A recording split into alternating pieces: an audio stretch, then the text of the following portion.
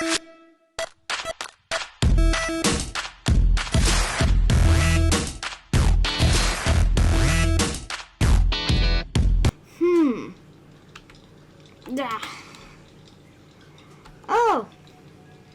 hey everybody, I'm back and I'm just walking around here. I still don't know what those villagers were up to, but what is this place? It looks like a house.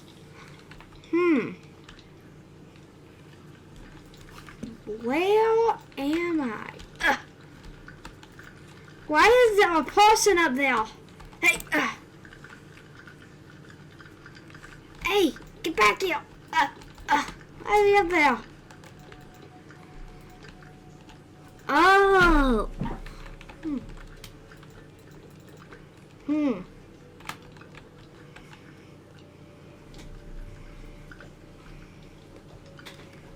Thank you.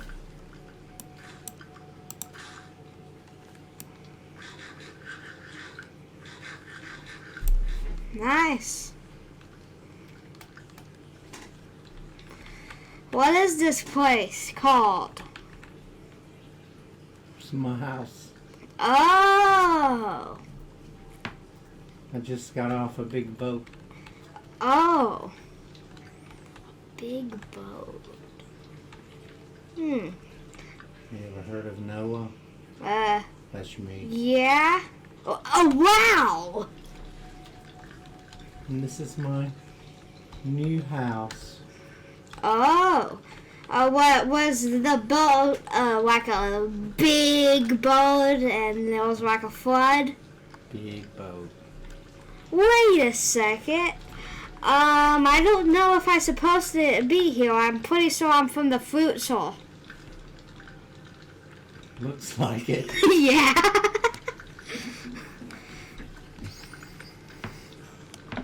What's this? Well, this is the Bible story from Noah to Abram. Noah and his sons. The sons of Noah came out of the boat with him.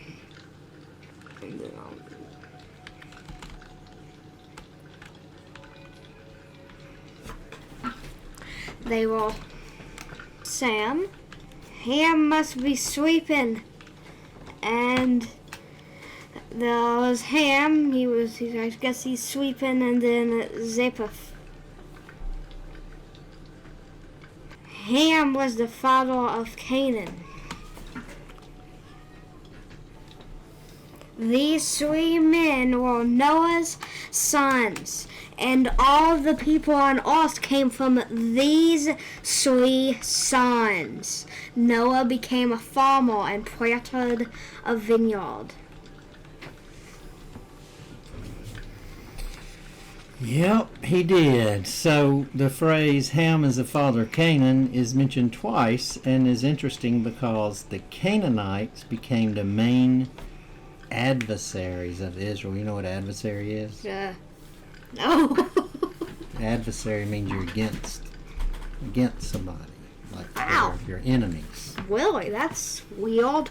Noah is referred to as a husbandman or farmer in the Bible, and husbandman, if you read that version of the Bible, means man of the ground or farmer. Later on in the Bible, Joshua, when we get to that, is referred to as a man of war in Joshua 5:4. And other terms used throughout Scripture is a man of blood in 2 Samuel 16:7, a man of cattle, Genesis 46:32, and a man of words. Guess who was the man of words in the Bible? Moses in Exodus 4:10. All those we'll read about soon. Now, Ham did some bad things in Genesis 22 to 24, but his brothers did what was right. Genesis chapter 9, verse 25. So Noah said, may there be a curse on Canaan. May he be the lowest slave to his brothers. Noah also said, may the Lord, the God of Sam, be praised. May Canaan be Sam's slave. May God give more land to Japheth.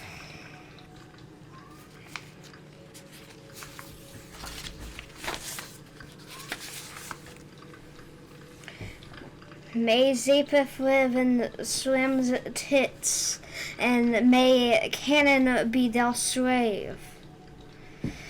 After the flood, Noah lived 350 years. He lived a total of 950 years. Then he died. So the nations grow and spread.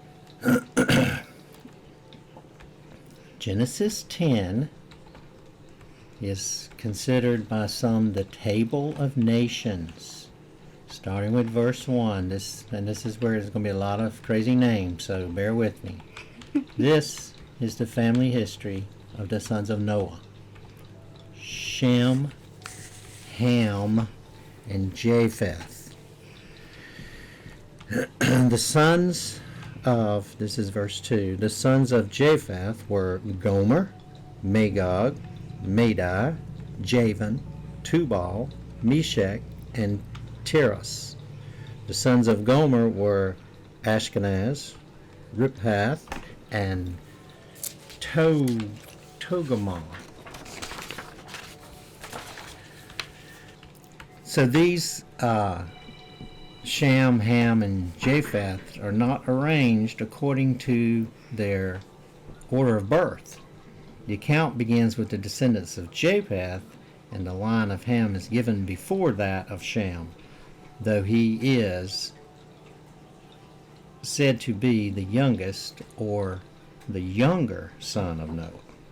And Shem was the elder brother of Japheth in Genesis 10:21. The genealogy of the non-elect, you know what non-elect means?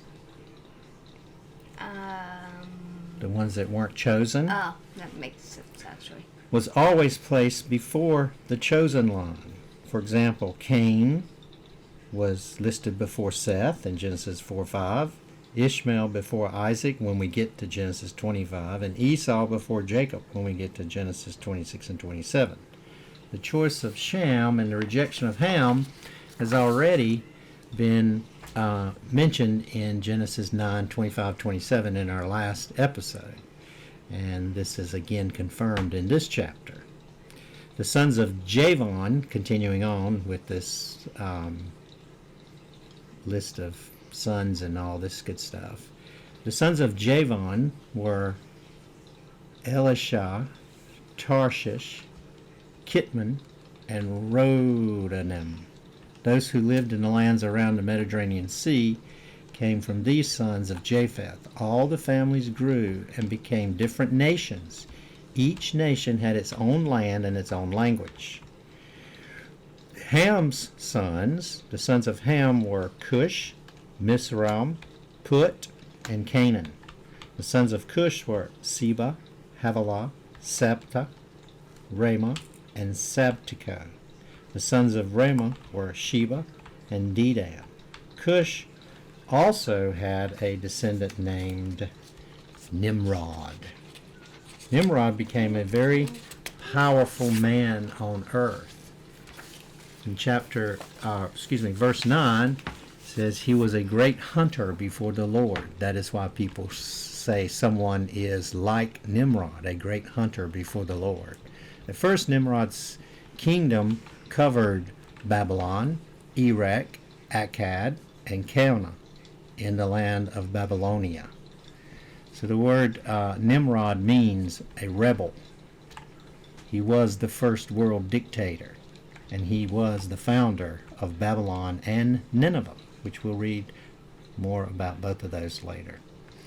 From there he went to Assyria. There he built the cities of Nineveh Rehoboth, and Calah. He also built Rezin, the great city between Nineveh and Calah. And that was verse 11. The city of Babel becomes the city of Babylon. All throughout Scripture, you have stories of these two cities, Jerusalem as God's city and Babylon as man's city or Satan's city. Continuing on with verse 13, Mizraim was the father of the Ludites, the Anamites, the Lehabites, the Naphtalites, the Pathrusites, the Cashelites, and the people of Crete. The Philistines came from the Cashelites. Canaan was the father of Sidon, his first son, and Heth. Verse 16, Canaan was also the father of the Jebusites, the Amorites, the Girgashites, the Hittites, Arkites, Sinites, Arvadites, Zemarites, and Hamorites. The families of the Canaanites scattered. Verse 19, the land of the Canaanites reached from Sidon to Gerar as far as Gaza, and it reached from Sodom, Gomorrah, Admah, and Zebulun as far as Lasha. This is verse 20, all these people were the sons of Ham. All these families had their own languages, their own lands, and their own nations. Shem's sons. Shem, Japheth's older brother, also had sons. One of his descendants was the father of all the sons of Eber.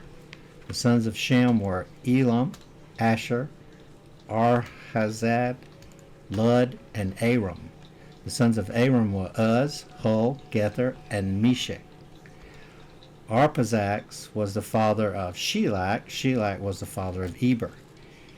Verse 25. Eber was the father of two sons. One son was named Peleg, because the earth was divided during his life. Eber's other son was named Joktan. Joktan was the father of Almadad, Shelop, Hazamazvis, Jirah, Hadaram, Uzel, Diklah, Obal, Abamil, Sheba. Verse 29, Ophir, Havilah, and Jobab. All these people were the sons of Joktan. So the word Peleg, or the name Peleg, might be Peleg, means division. Verse 30. These people lived in an area between Mesha and Sephra in the hill country in the east. These are the people from the family of Shem. They are arranged by families, languages, countries, and nations. Verse 32. This is a list of the families from the sons of Noah. They are arranged according to their nations. From these families came all the nations who spread across the earth after the flood. Again. You're right. The language is confused. Genesis chapter 11, verse 1. At this time, the whole world spoke one language. Everyone used the same words. As people moved from the east, they found a plain in the land of Babylonia.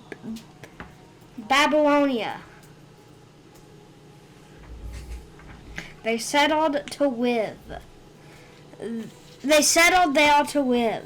They said to each other, let's make bricks and bake them to make them hard.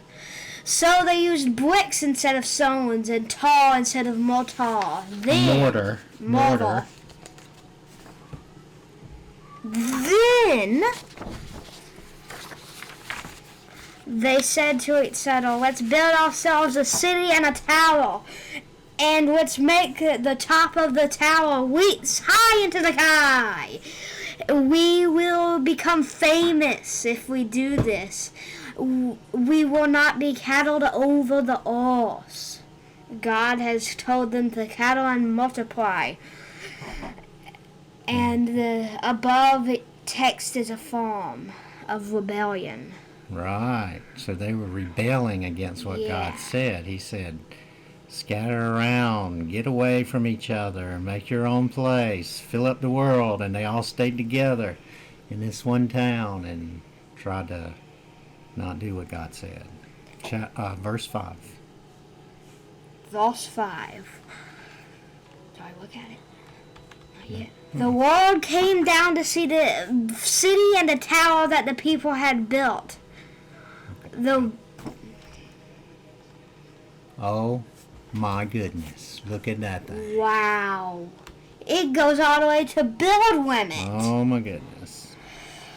Verse 6 says, The world said, now these people are united. They all speak the same language. This is only the beginning of what they will do. They will be able to do anything they want. Come, let us go down and confuse their language. Then they will not be able to understand each other.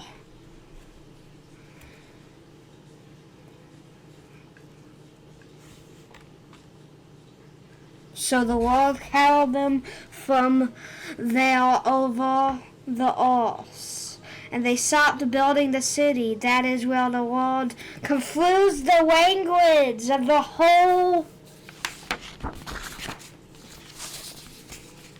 world. So the place is called Babel. So the Lord caused them to spread out from there over all the whole world. Oh. So the Lord had told them to scatter and multiply, and here they were clustered together. The Lord confused their language and forced them to scatter. The word Babel means the tower to heaven, but Babel also means confusion. Here the earth is divided.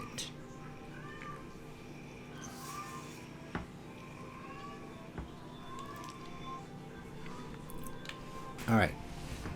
The story of Shem's family. This is the family history of Shem. 2 years after the flood, when Shem was 100 years old, his son Arphaxad was born. After that, Shem lives 500 years and had other sons and daughters. When Arphaxad was 35 years old, his son Shelah was born. After that, Arphaxad lived 403 years and had other sons and daughters. When Shelah was 30 years old, his son Eber was born. After that, Shelah lived 403 years and had other sons and daughters. Verse 16, when Eber was 34 years old, his son Peleg was born. After that, Eber lived 430 years and had other sons and daughters. When Peleg was 30 years old, his son Reu was born. After that, Peleg, I think you're supposed to say it Peleg, by the way, lived 209 years and had other sons and daughters. When Reu was 32 years old, his son Surag was born. After that, Reu lived 207 years and had other sons and daughters. So this is just going through his history of kids. When Sarah was 30 years old, his son Nahor was born. After that, Sarah lived 200 years and had other sons and daughters. Verse 24, when Nahor was 29 years old, his son Terah was born. After that, Nahor lived 119 years and had other sons and daughters. After Terah was 70 years old, his sons Abram, Nahor, and Haran were born. Now, this is the story of Terah's family, starting in verse 27. This is the family history of Terah. Terah was the father of Abram, Nahor, and Haran. Haran was the father of Lot. Haran died while his father Terah was still alive. This happened in Ur in Babylonia, where he was born. Abram and Nahor both married. Abram's wife was named Sarah. Nahor's wife was named Milcah. She was the daughter of Haran. Haran was the father of Milcah and Iscah. Sarah was not able to have children. Terah took his son Abram, his grandson Lot, and his daughters-in-law Sarai. They moved out of Ur of Babylonia. They had planned to go to the land of Canaan, but When they reached the city of Haran, they settled there. Terah lived to be 205 years old when he died in Haran.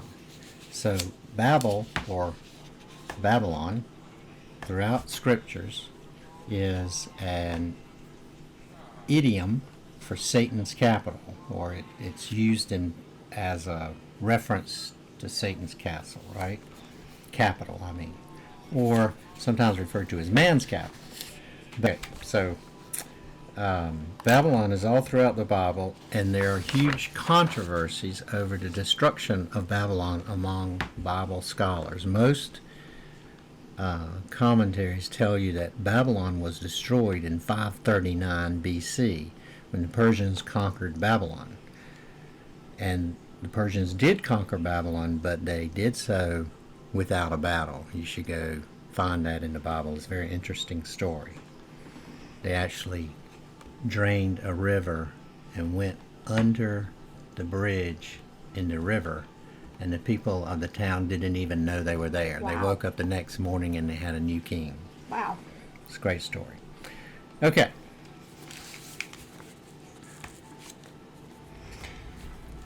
Genesis chapter 12, verse 1. Then the Lord said to Abram, leave your country. Then the Lord said to Abram, leave your country, your relatives, and your father's family. Go to the land I will show you. I will make you a great nation, and I will bless you. I will make you famous, and you will be a blessing to others. I will bless those who bless you. I will place a curse on those who harm you, and all the people on earth will be blessed through you. Okay. Action. God told him, Abram, to leave the country, but Abram didn't leave his kindred and his father's house. He simply moved upriver from Ur to Haran. The name Terah means delay, and the name Haran means parched. Abram's failure seems hidden, but you can refer to Hebrews 11:8, for I will be merciful to their unrighteousness and their sins, and their iniquities will I remember no more. That's Psalms 103:12, meaning that God does forgive us when we sometimes choose the wrong thing. And another one, Hebrews 8:12 and 10:17, as far as the east is from the west, so far hath he removed our transgressions from us. So even though Abram didn't exactly do what God said, God still forgave him. So in that passage you just read, there were 7 I wills. Did you know that? No. There was an I will make of thee a great nation. I will bless thee. I will make thy name great. Thou shalt be a blessing. I will bless them that bless thee. I will curse them that curseth thee. And in thee shall all families of the earth be blessed. So that's the Abrahamic covenant. God's contract is still intact. God has a purpose and a plan for his people Israel. So we haven't gotten rid of them yet. That's not part of the plan. Nations will be judged. Matthew 25:31-46. It foresees the blessing of the family of the entire earth, Galatians 3:8, before the throne of God in Revelations 5:9. So now. So Abram left Haran as the Lord had told him, and Lot went with him. At this time, Abram was 75 years old. Abram took his wife Sarah, his nephew Lot, and everything they owned. They took all the servants they had gotten in Haran.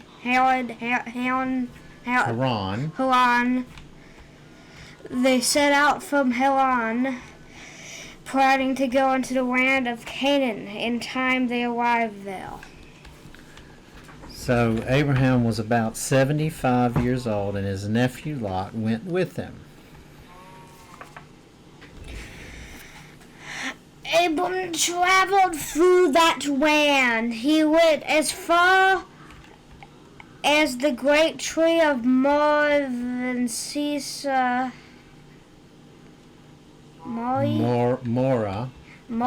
Shechem. And Shechem.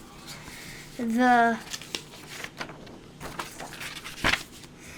Canaanites were living in the land at that time. In the land at that time, the Lord appeared to Abram. The Lord said, I will give this land to your descendants. So Abram built an altar there to the Lord, who had appeared to him. Then Abram traveled from Shechem to the mountain east of Bethel. And he set up his tent there. Bethel was to the west, and Ai was to the east. There Abram built another altar to the Lord and worshipped him. After this, he traveled towards southern Canaan. Southern Canaan.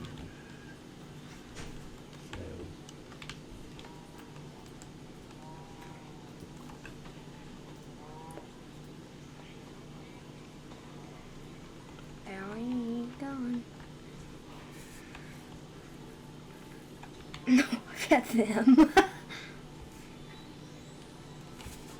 Genesis chapter 12, verse 8. Then Abram traveled from Shechem to the mountain east of Bethel, and he set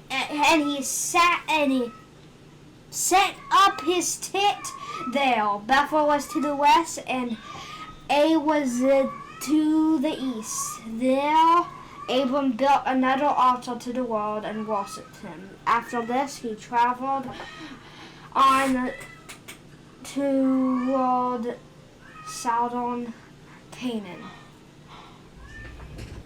Remember to like, comment, subscribe, and hit the bell. And and come back to see whatever we come up with next. Yep. And remember, and see ya next time. Bye. Bye-bye.